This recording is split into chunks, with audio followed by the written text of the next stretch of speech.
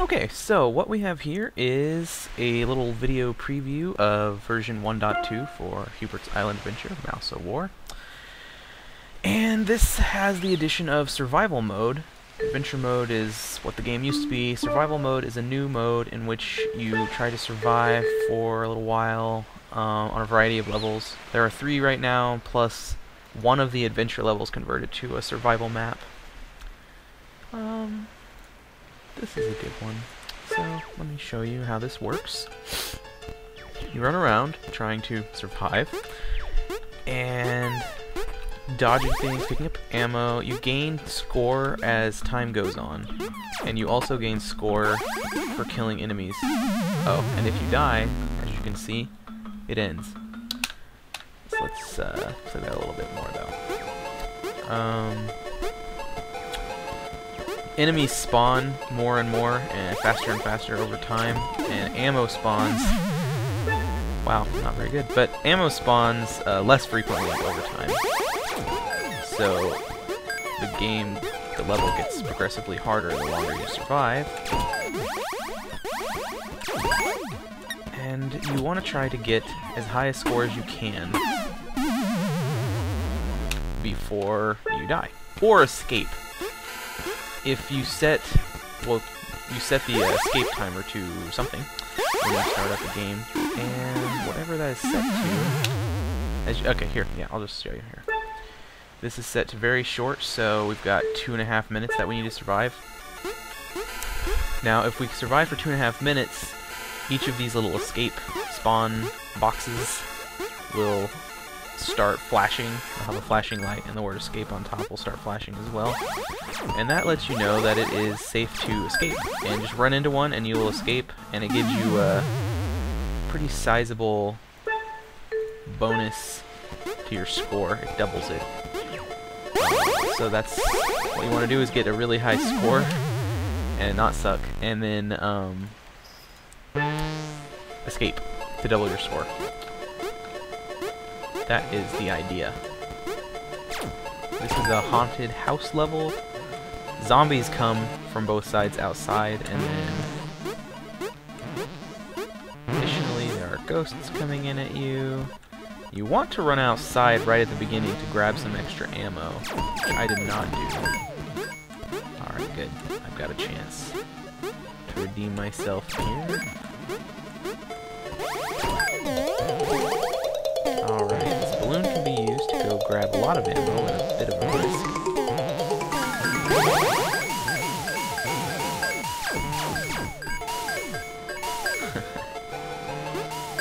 Okay. And it's kind of humorous if you get this to happen. You can watch quite a few cows kill themselves.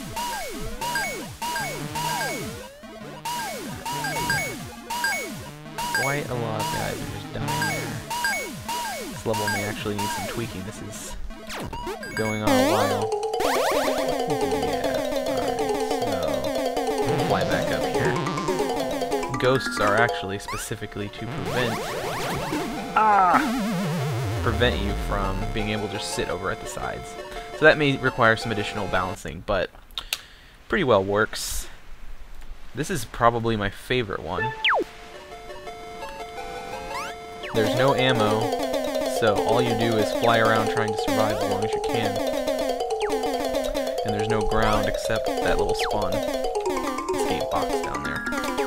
So other than that, you just fly around using J-balloons.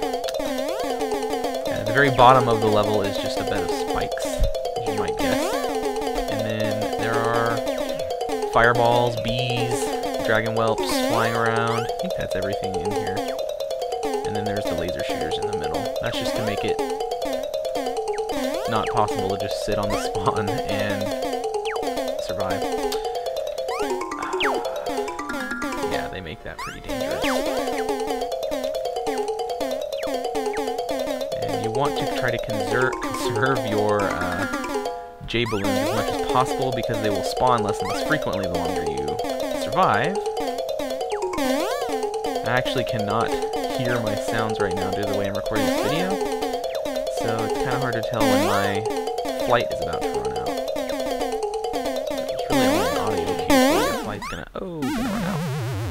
Should really probably add some kind of visual cue to say, hey, your flight is gonna be out any moment. It's actually not a bad idea at all. I might do that. Here is the volcano level. Whoa. Well, I am just in trouble. That is not a good spawn.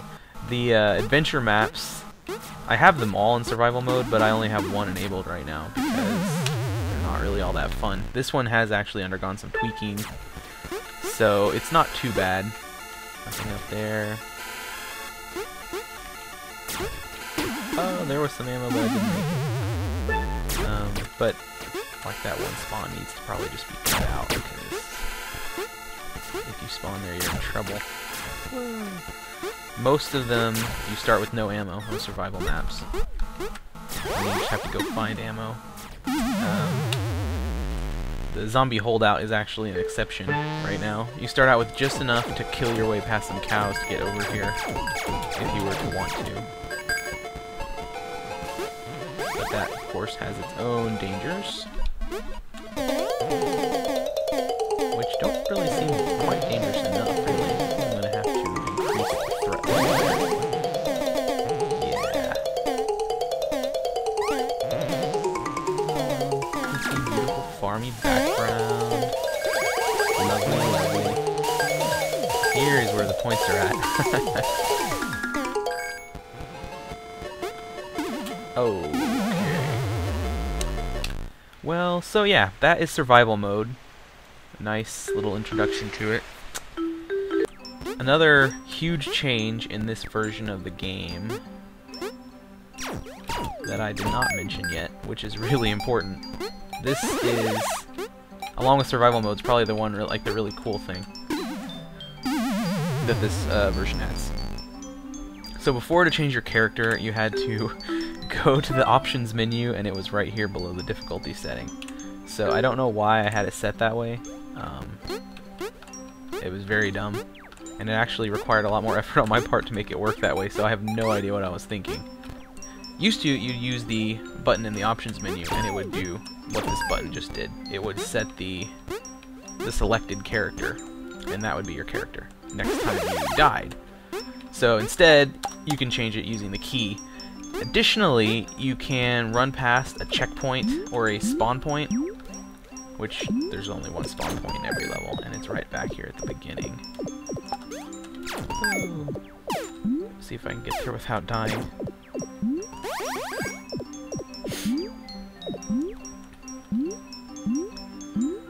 So yeah, this also functions as a character switcher. So that's probably one of the nicest additions. Really makes switching characters a viable option in the game, which it was supposed to be all along. And here is, let's see if I can show you a little kind of an exploit that I discovered that I'm not going to try to fix because I like it. If you run as Slimo into a changer and have Sketch as your selected character that you'll change into, and jump at just as you hit the middle of it, not like that, you can actually get a huge jump very high. There we go, like so.